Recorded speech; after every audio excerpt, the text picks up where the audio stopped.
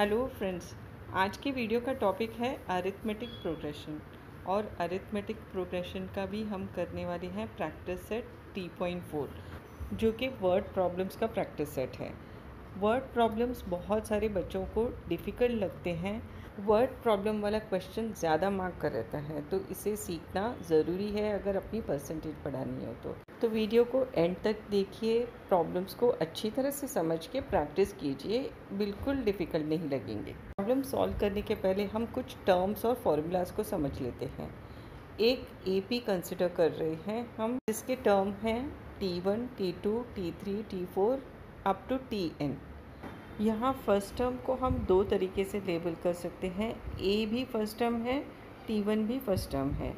D है common difference, यानी कि सक्सेसिव टर्म्स के बीच में difference. T2 minus T1 D है, T3 माइनस T2 भी D है, T4 माइनस T3 भी D है। N is number of terms in an AP, Tn is nth term and Sn is sum of n terms। यहाँ Sn और Tn का formula तो different है, लेकिन किस सम में Sn फाइंड करना है, किस में Tn फाइंड करना है, ये समझना ज़रूरी है। इन n टर्म्स में से अगर बीच का एक पर्टिकुलर टर्म फाइंड करना है तो हम Tn की फॉर्मूला यूज़ करेंगे। जैसे अगर हमें फाइंड करना है कि T15th टर्म क्या है, तो हम T15 फाइंड करेंगे। अगर 15 टर्म्स का सम फाइंड करना है, मतलब 1 से लेकर 15 तक सारे टर्म्स का ऐड करके सम करके उसकी वैल्यू फाइंड करनी है, तो हम Sn करेंगे। प्रैक्टिस सेट 3.4 का फर्स्ट वर्ड प्रॉब्लम है। On 1st January 2016 Sanika decides to save ₹10, ₹11 on second day, ₹12 on third day. If she decides to save like this, then on 31st December 2016, what would be her total savings? Sanika 1 जनवरी 2016 से saving करना चालू करती है। पहले दिन वह save कर रही है ₹10, सेकेंड डे 11, थर्ड डे 12 और ऐसे वह कंटिन्यू करती है 31 दिसंबर तक।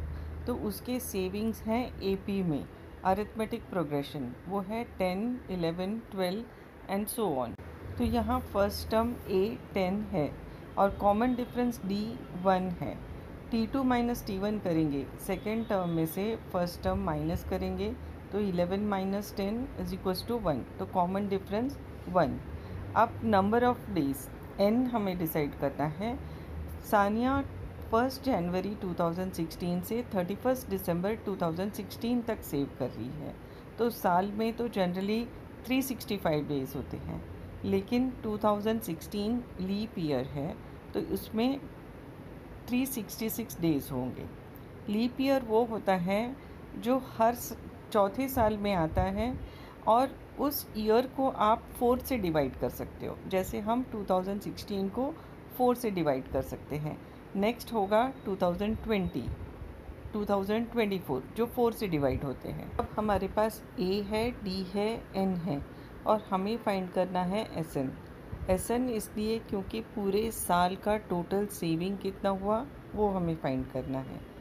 तो Sn का फॉर्मूला है Sn is equals to n/2 2a plus n-1 into D। इसमें वैल्यूज सब्सटीट्यूट करेंगे और S366 फाइंड करेंगे, जो होगा उसके पूरे साल का सेविंग्स। Sn के फॉर्मूला में सारे वैल्यूज सब्सटीट्यूट किए हैं हमने। 366 डिवाइडेड बाई 2 है 183, 2 इंटू 10 20, 366 माइनस 1 365, 20 प्लस 365 होता है 385, 183 इंटू 385 मिल रहा है 70,455। तो सानिया का पूरे साल का सेविंग 31 दिसंबर तक है 70,455 rupees. Second sum, a man borrows 8,000 and agrees to repay with a total interest of 1,360 rupees in 12 monthly installments, each installment being less than the preceding one by ₹40.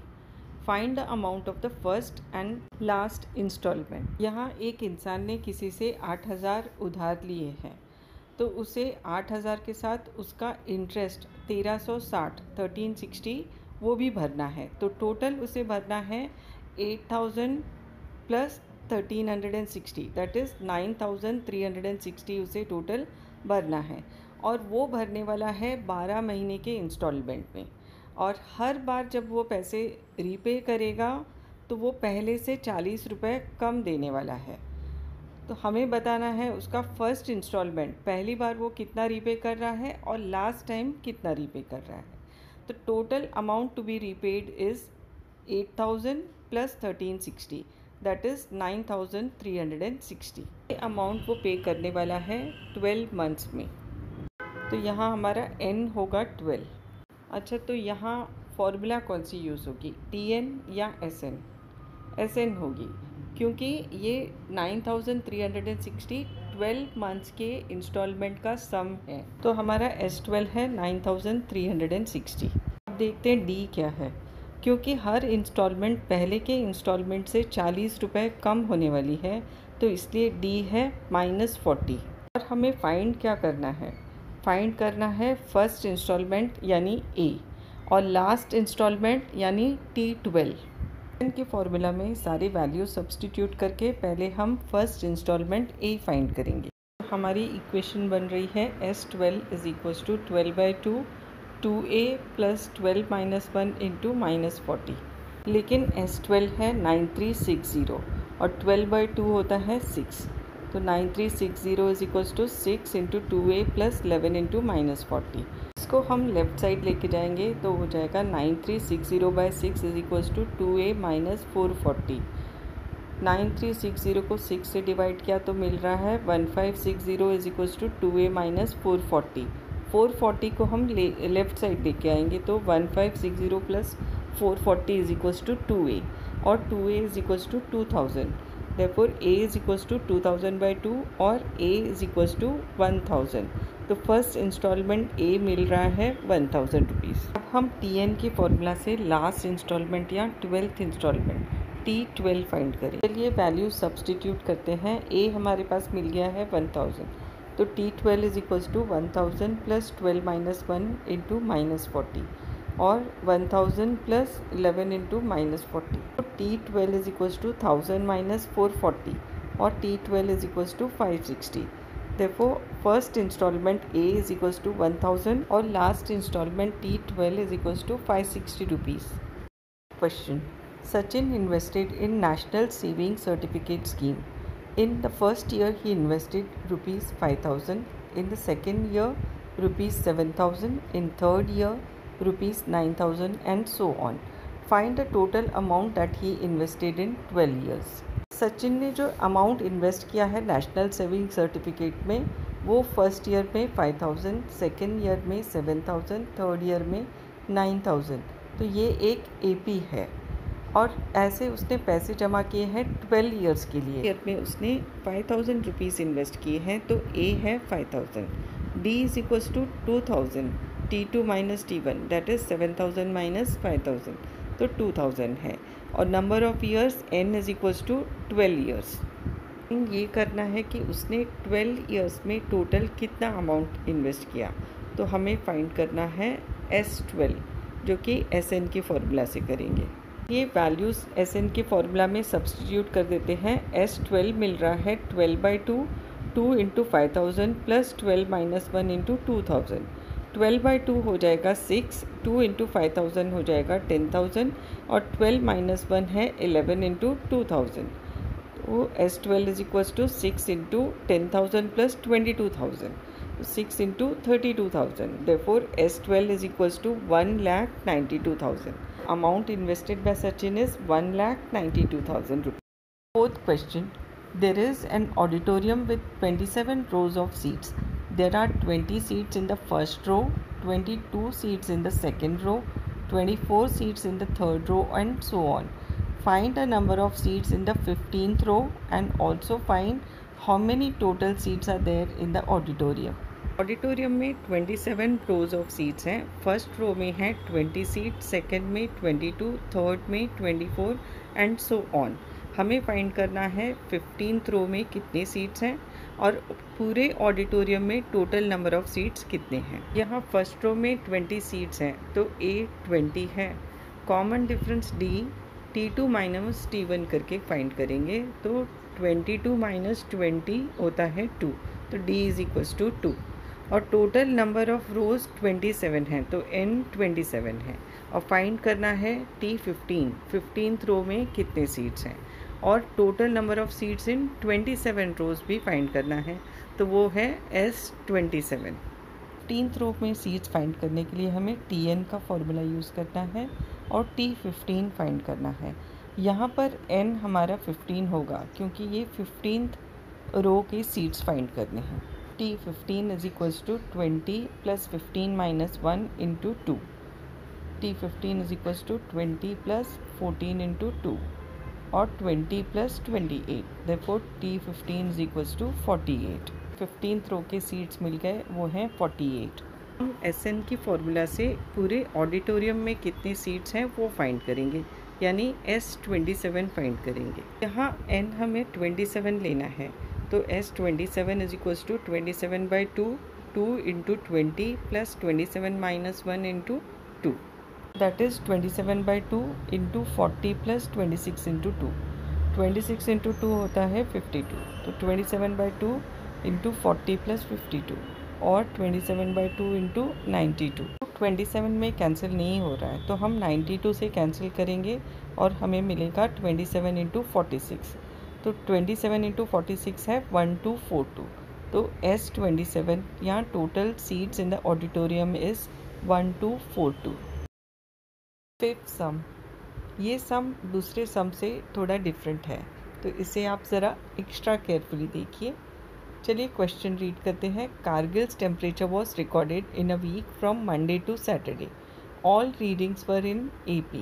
The sum of temperatures of Monday and Saturday was 5 degree Celsius more than sum of temperatures of Tuesday and Saturday.